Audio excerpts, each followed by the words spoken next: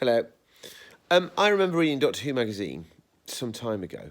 I think it was Doctor Who magazine. It was an interview with Christopher H. Bidmead, the Bidmead.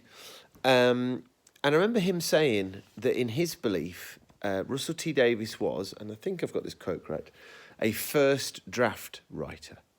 Now, we know this to be true in so much as RTD's writing style is, I think, that he lets all the ideas sit in his brain and then just writes it, which is, I don't think how most writers do it, but that's how I think he could do it going back and editing some. Well, I think The Long Game is a prime example of that. Now, Bidmead, I don't think he's the greatest Doctor Who writer by any stretch of the imagination, but he is a writer that had a vision for Doctor Who, and his stories, and indeed his season, because didn't he script edit a whole season? It cohered in a number of ways. The Long Game doesn't cohere particularly well at all. And it's a really bizarre episode of Doctor Who because, really honestly, in terms of the Doctor and Rose, not much happens. And they sort of rock up, eat a bit of food, break something, and then go up in a lift. And it's smoke and mirrors. Now, we know now that it's a Dr. Light episode. And we didn't know what a Dr. Light episode was before this point. But it suddenly all falls into place that you've got this new sort of failed companion. I'm sure he actually gets described as a failed companion in the script notes for it and all sorts, called Adam. And we didn't talk about him much, I don't think, in the last episode. And the reason we didn't talk about him much in the last episode is, with the best from the world, he's not a particularly memorable character. I think having a character in Doctor Who that has the potential, is given an opportunity to be a companion and then fails the audition, is an interesting prospect. And clearly it was interesting enough for RTD to put in the first season of Doctor Who on its massive return. But how do you play that? Do you make him sort of sinister and a baddie? Well, that doesn't make him a companion. Do you play him for laughs? Well, that could possibly work. Do you go for the sympathy angle? Do you feel anything for that character? Literally nothing. No. And it ends up all being the setup for the gag at the end with the head thing. And in all honesty, I'm not even that taken on that. It was quite a boring episode. And what annoys me about that, Lib, and I agree with you, I think it's quite a boring episode, is that in it you've got two spectacular guest stars who are wasted. Because you've got Simon Pegg, and I really like Simon Pegg. Spaced is one of the formative programmes of my life, really. I've seen every episode of that time and time again, and I really like Simon Pegg.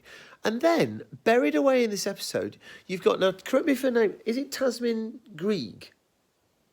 It's Tamsin Greig? Tamsin Greig, I think. Greig. She's fabulous, and she just gets a nothing part here. That's the lady that's doing the setup for the Yeah. chip. And it's just, and you don't even... The person that plays Suki, is that a famous person? I don't know, but she's got a bit of spark about her. Yeah, I thought I recognised her.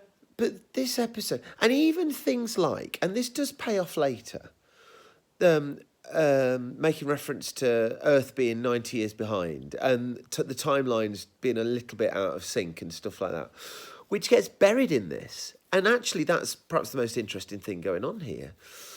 With the best will in the world, the Jagrafess is a naff effect, even by the standards of the time. And there's even a moment that I'm expecting it was put in to just bulk out the episode where, is it Suki? Explores upstairs and finds all the dead bodies.